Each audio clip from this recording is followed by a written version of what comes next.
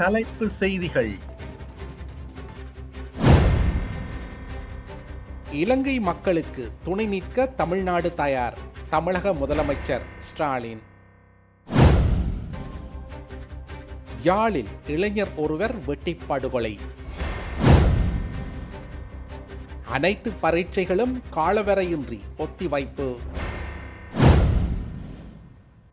மீட்பு பணியில் ஈடுபட்ட விமானப்படை ஹெலி ஆற்றில் வீழ்ந்தது, விமானி பலி. ரஷ்ய எண்ணெய் கப்பல் மீது உக்ரைன் தாக்குதல்.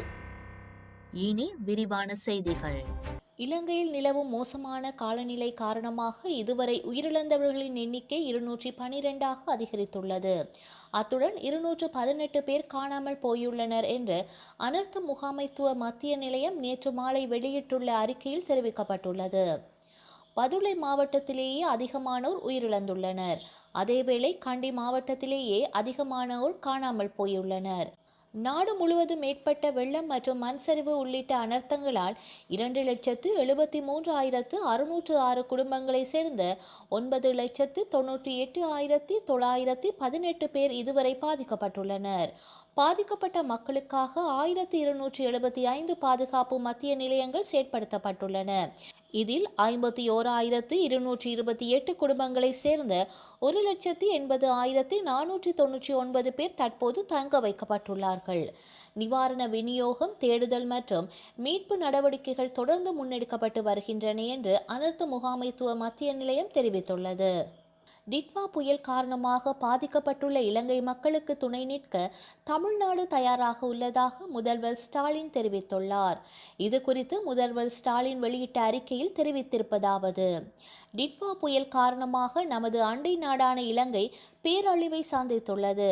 100க்கும் மேற்பட்டோர் இறந்தும் பல இடங்கள் கடும் பாதிப்புக்கு உள்ளாகியும் இலங்கை மக்கள் அவதியுறுகின்றார்கள். இந்த இயற்கை சீற்றத்தில் இறந்தவர்களுக்கு ஆழ்ந்த இரங்கலை தெரிவித்துக் கொள்வதோடு இலங்கை மக்களின் இந்த பெருந்துயரில் தமிழ்நாடும் தமிழ்நாட்டு மக்களும் பங்கெடுக்கின்றோம்.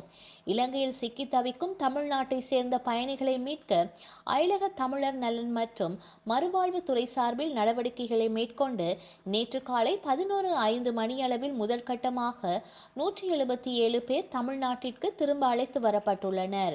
டிட்வா புயல் காரணமாக பாதிக்கப்பட்டுள்ள இலங்கை மக்களுக்கு மத்திய அரசின் மூலம் உணவுப் பொருட்கள், மருந்து பொருட்கள் உள்ளிட்டவற்றை தந்து அவர்கள் மீட்டெழுந்திட உதவிக்கரம் நீட்டிட தமிழ்நாடு அரசு தயாராக இருக்கின்றது. இதற்காக மத்திய அரசுடன் இணைந்து செயல்பட அதிகாரிகள் குழுவை அமைத்திட தலைமை செயலாளருக்கு அறிவுறுத்தியுள்ளேன் என்று அவர் மேலும் குறிப்பிட்டுள்ளார். யாழ்ப்பாணத்தில் கொட்டும் மழைக்குள் இளைஞர் ஒருவர் வன்முறை கும்பலால் மிக கொடூரமான முறையில் வெட்டி படுகொலை செய்யப்பட்டுள்ளார். திருநெல்வேலி சந்திக்கு அண்மித்த பகுதியில் நேற்று காலை வேளை இந்த வாழ்வெட்டு சம்பவம் இடம்பெற்றுள்ளது. இந்த சம்பவம் தொடர்பில் மேலும் தெரிய வருவதாவது: கொக்குவில் பகுதியை சேர்ந்த இளைஞர் ஒருவர் வன்முறை சம்பவங்களில் ஈடுபட்ட குற்றச்சாட்டில் போலீசாரினால் கைது செய்யப்பட்டு நீதிமன்றத்தில் முற்படுத்தப்பட்ட நிலையில் கோப்பாய் போலீஸ் நிலையத்தில் ஞாயிற்றுக்கிழமைகளில் கையெழுத்திட வேண்டும் என்ற நிபந்தனையில் பிணையில் விடுவிக்கப்பட்டிருந்தார்.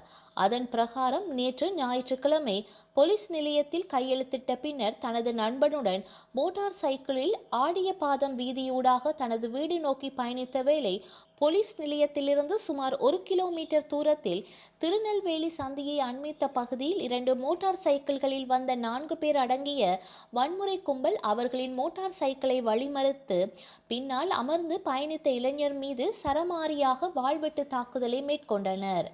தாக்குதலாளிகளிடமிருந்து உயிரை காக்க வாழ்வெட்டு காயங்களுடன் வீதியில் சுமார் 50 மீட்டர் தூரம் ஓடிச் சென்றவரை தாக்குதலாளிகள் துரத்தி சென்று வெட்டியுள்ளனர்.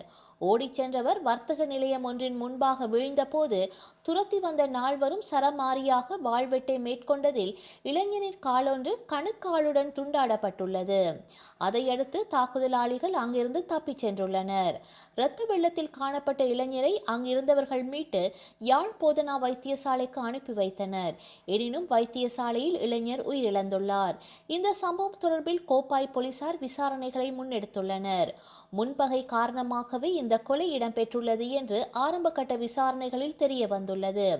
வர்த்தக நிலையத்தில் பொருத்தப்பட்டுள்ள கண்காணிப்பு கேமராக்களில் சம்பவங்கள் பதிவாகியுள்ளதால் தாக்குதலாளிகள் அடையாளம் காணப்பட்டுள்ளனர் என்றும் அவர்களை கைது செய்வதற்கான நடவடிக்கைகள் முன்னெடுக்கப்பட்டுள்ளன என்றும் போலீசார் தெரிவித்துள்ளனர்.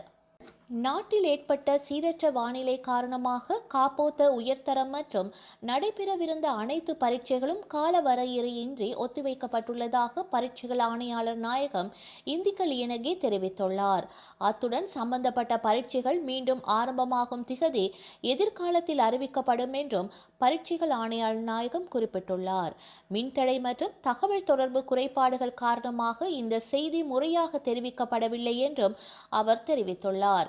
எனவே பரீட்சைகள் தொடர்பான விசாரணைகளுக்காக வழங்கப்பட்ட 1911 என்ற தொலைபேசி எண்ணுக்கு பரீட்சைகள் தொடர்பான விசாரணைகள் அதிக அளவில் வந்து கொண்டிருப்பதனால் இதை ஊடக நிறுவனம் வலைத்தளம் சமூக ஊடகங்களில் வெளியிட்டு தொடர்ந்து பரவலான விளம்பரம் செய்யுமாறு அவர் கேட்டுக்கொண்டுள்ளார். அனர்த்த மீட்பு நடவடிக்கையில் ஈடுபட்டிருந்த இலங்கை விமானப்படைக்கு சொந்தமான பெல் 212 ரக உலங்கு வானூர்தி ஒன்று வெண்ணப்புவ லுணுவில பிரதேசத்தில் நிவாரணப் பணிகளுக்காக ஈடுபட்டிருந்த போது அவசரமாக தரையிறக்கப்பட்ட நிலையில் கிங் ஓயாவில் வீழ்ந்துள்ளது. உலங்கு வானூர்தியில் விமானிகள் உட்பட 4 விமானப்படை வீரர்கள் இருந்ததாக பாதுகாப்பு செயலாளர் ஏர் வைஸ் மார்ஷல் சம்பத் துய்யக்கொண்டா தெரிவித்துள்ளார். விபத்தில் விமானப்படையினர் காயமடைந்துள்ளதாகவும் அவர் மேலும் தெரிவித்துள்ளார்.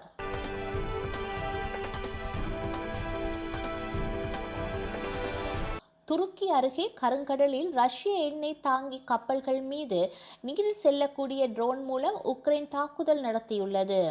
துருக்கியின் கோசெலி மாகாணத்தில் உள்ள கருங்கடல் பகுதியில் ரஷ்யாவை சேர்ந்த கைரோஸ் என்ற எண்ணெய் கப்பல் சென்று கொண்டிருந்தது. காலி தாங்கிகளுடன் ரஷ்யாவை நோக்கி சென்று கொண்டிருந்த கப்பல் போஸ்பரஸ் ஜலசந்திக்குள் நுழையும் தருவாயில் ட்ரோனினால் தாக்கப்பட்டு தீப்பிடித்தது. தகவல் அறிந்து விரைந்த மீட்பு படையினர் கப்பலில் இருந்த 25 மாலுமிகளை மீட்டுள்ளனர். இந்த சம்பவம் நடந்த அடுத்த 1 மணி நேரத்தில் அவ்வழியாக சென்ற மற்றொரு ரஷ்ய எண்ணெய் தாங்கி கப்பலான விராட் மீதும் ட்ரோன் தாக்குதல் நடத்தப்பட்டுள்ளது. தீப்பிடித்து எரிந்த அந்த கப்பலில் இருந்தும் 20 மாலுமிகள் மீட்கப்பட்டனர். இந்த தாக்குதல்களுக்கு உக்ரைன் பொறுப்பேற்றுள்ளது. மேற்கு நாடுகளால் பொருளாதார தடை விதிக்கப்பட்ட போதும் ரஷ்யா இந்த கப்பல்கள் மூலம் எண்ணெய் விற்று உக்ரைன் மீதான போருக்கு நிதி திரட்டி வருவதால் இந்த தாக்குதல் நடத்தப்பட்டதாக உக்ரைன் தெரிவித்துள்ளது. எனவே நீரில் செல்லக்கூடிய ட்ரோன்கள் மூலம் அவற்றை தாக்கி அழித்ததாக உக்ரைன் தெரிவித்துள்ளது. தமிழ்நாடு புதுச்சேரி கடற்கரைக்கு இணையாக கிட்டத்தட்ட வடக்கு நோக்கி நகரும் டிட்வா புயல் அடுத்த 3 மணி நேரத்தில் ஆழ்ந்த காற்றழுத்த தாழ்வு மண்டலமாக வலுவிழக்கும் என வானிலை ஆய்வு மையம் தெரிவித்துள்ளது. வங்கக்கடலில் நிலவும் டிட்வா புயல் 7 கிலோமீட்டர் வேகத்தில் நகர்ந்து வந்த நிலையில் தற்போது மணிக்கு 5 கிலோமீட்டர் வேகத்தில் நகர்கின்றது. சென்னையிலிருந்து 150 கிலோமீட்டர் தொலைவில் டிட்வா புயல் மையம் கொண்டுள்ளது. வேதராணியத்திலிருந்து 170 கிலோமீட்டர் தொலைவிலும், கடலூருக்கு 90 கிலோமீட்டர் தொலைவிலும், காரைக்காலுக்கு 120 கிலோமீட்டர் தொலைவிலும், புதுவைக்கு 90 கிலோமீட்டர் தொலைவிலும் மையம் கொண்டுள்ளது.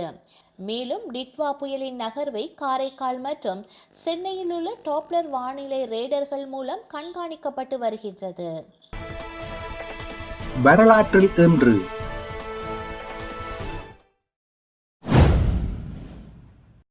1989 பிலிப்பைன்ஸ் ஜனாதிபதி கெரஷோன் அக்கினோவை பதவியிலிருந்து அகற்ற எடுக்கப்பட்ட இராணுவ புரட்சி தோல்வியடைந்தது.